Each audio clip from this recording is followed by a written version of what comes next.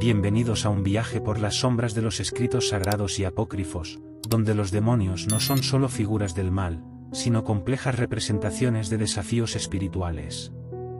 En el corazón de estas narrativas, encontramos criaturas que trascienden la mera oposición a lo divino, moldeando la ética y la moralidad a lo largo de la historia.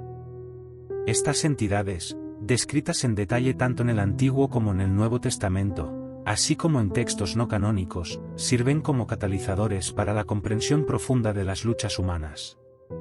Personifican tentaciones, pecados y la esencia misma de la rebelión contra lo sagrado.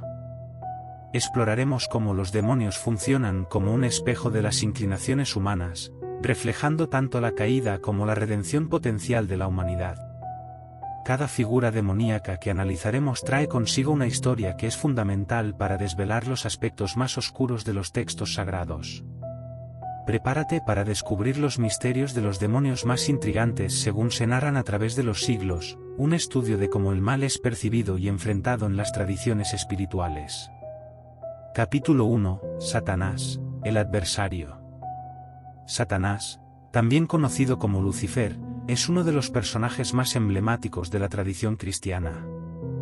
Originario de uno de los más altos ángeles de Dios, su historia es una narrativa de rebelión, caída y transformación en el archienemigo de la humanidad.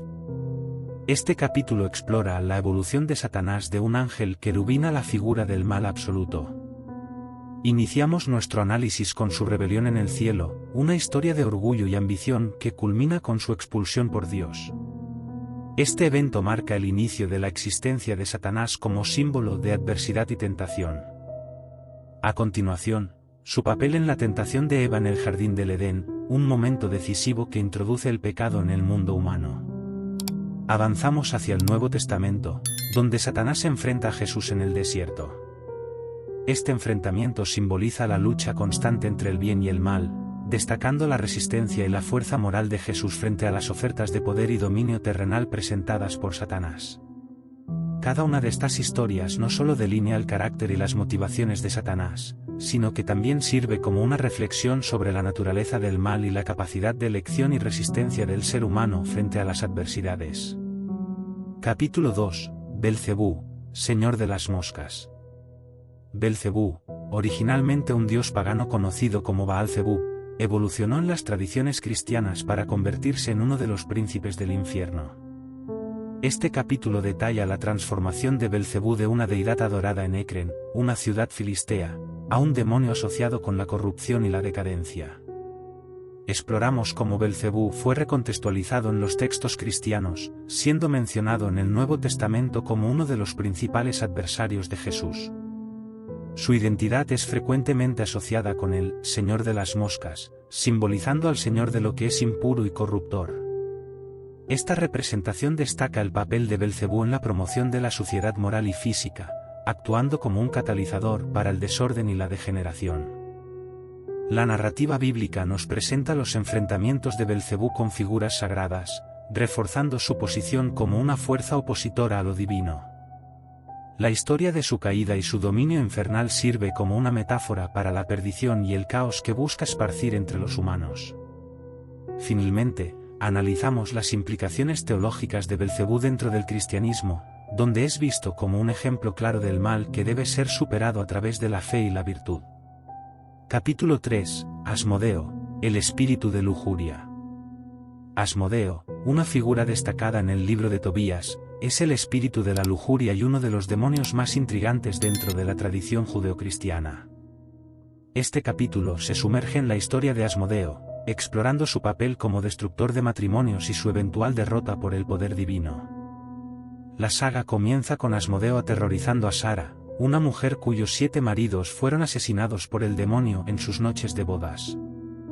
La narrativa nos lleva a través de la intervención del arcángel Rafael, que guía a Tobías, el futuro 8º marido de Sara, a usar el hígado y el corazón de un pez para ahuyentar a Asmodeo. Esta peculiar solución, aunque extraña, resalta el tema de la purificación y protección divina contra las fuerzas del mal. La historia de Asmodeo está llena de simbolismo, ilustrando la lucha entre la pureza y la corrupción, la inocencia y el pecado.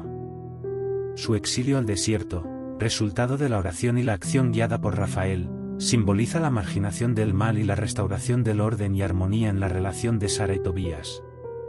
Este episodio no solo proporciona una comprensión de las adversidades espirituales enfrentadas por los fieles, sino que también ofrece perspectivas sobre cómo el mal puede ser confrontado y superado con fe y orientación divina. Capítulo 4. Lilith, la rebelde de la noche. Lilith es una figura enigmática que aparece en diversas tradiciones místicas judías y en algunos textos apócrifos, donde es descrita como la primera esposa de Adán, que se rebeló contra el Dios.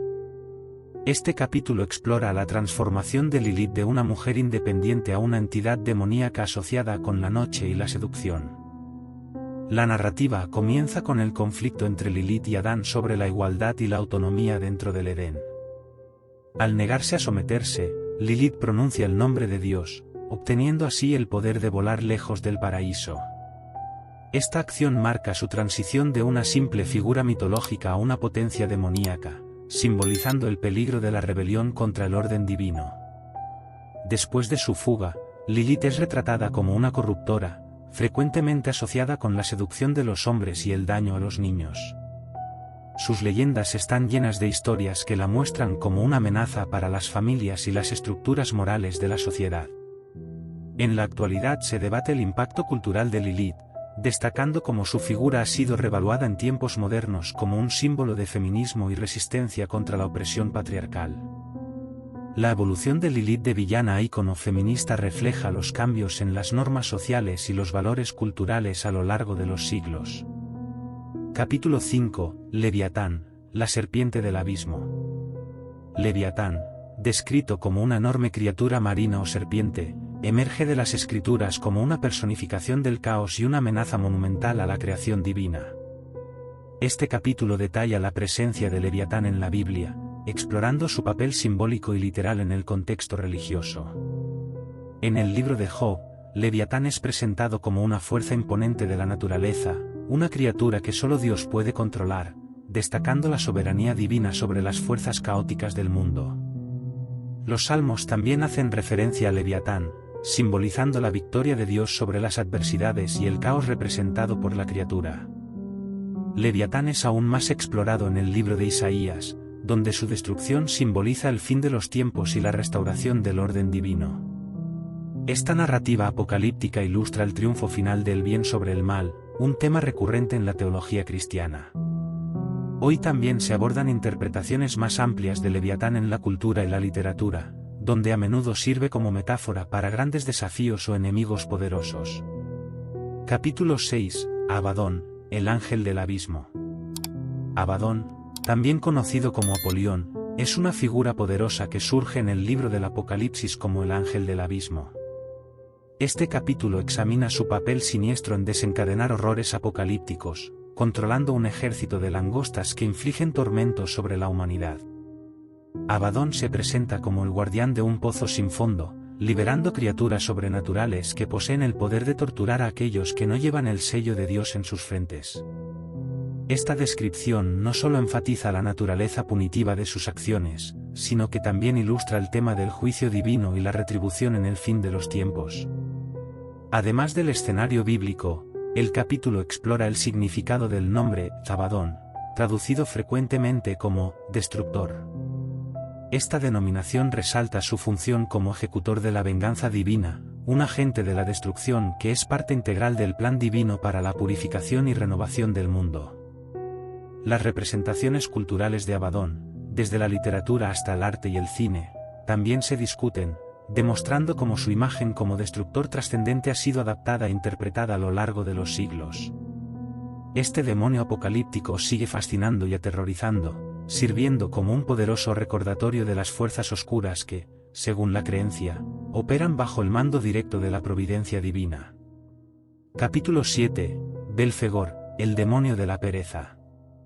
Belfegor es un demonio que personifica la pereza y la invención inútil, siendo una figura que aparece en diversas tradiciones demonológicas.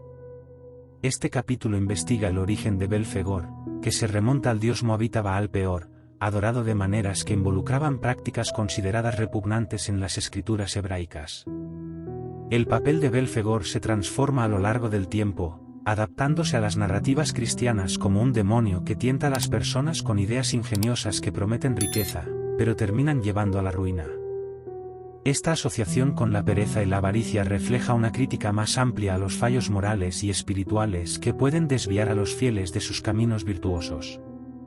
En el contexto de la demonología, Belfegor es frecuentemente retratado sentado en un trono de invenciones fallidas y proyectos descartados, simbolizando la futilidad de las búsquedas terrenales que ignoran valores espirituales superiores. Su presencia es un recordatorio de la necesidad de vigilancia contra la complacencia y el materialismo excesivo. Además de su representación en las artes y la literatura, Belfegor se discute en términos de su impacto cultural y teológico, sirviendo como un ejemplo de cómo los conceptos demoníacos pueden usarse para enseñar lecciones de moralidad, destacando la importancia del trabajo diligente y la moderación en la búsqueda de éxito y confort. Capítulo 8. Mamón, la encarnación de la avaricia. Mamón es frecuentemente descrito como la personificación de la avaricia y la riqueza excesiva. Este capítulo explora cómo Mamón, más que un simple demonio, representa una fuerza corruptora que atrae a los seres humanos lejos de la rectitud espiritual, seduciéndolos con la promesa de riqueza material. El origen de Mamón no está claramente delineado en las escrituras sagradas, pero es mencionado en el Nuevo Testamento como un término que simboliza la riqueza idolatrada. Jesús menciona a Mamón en contraste directo con el servicio a Dios, ilustrando la imposibilidad de servir a ambos al mismo tiempo. Este concepto resalta la idea de que la verdadera fidelidad y servicio deben dirigirse a lo divino, no a lo material. El capítulo detalla cómo Mamón es frecuentemente visualizado en las artes y la literatura, un demonio o dios de la riqueza, sentado entre tesoros que nunca pueden satisfacer verdaderamente las necesidades espirituales de una persona. Estas representaciones sirven para educar y advertir sobre los peligros del materialismo desenfrenado. Además, se discute la relevancia continua de Mamón en la sociedad contemporánea, donde la avaricia y el consumo excesivo siguen siendo temas críticos.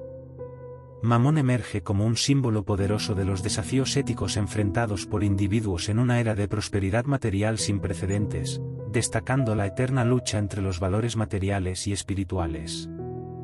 Capítulo 9. Moloch, el devorador de inocentes. Moloch es una figura que tiene orígenes en la antigüedad, asociado con prácticas de sacrificios infantiles por los cananeos, como se describe en el Antiguo Testamento.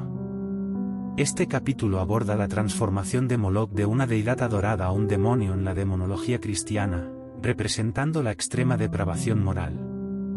Históricamente, Moloch fue venerado en rituales que involucraban el sacrificio de niños por el fuego, una práctica condenada repetidamente en las escrituras hebraicas.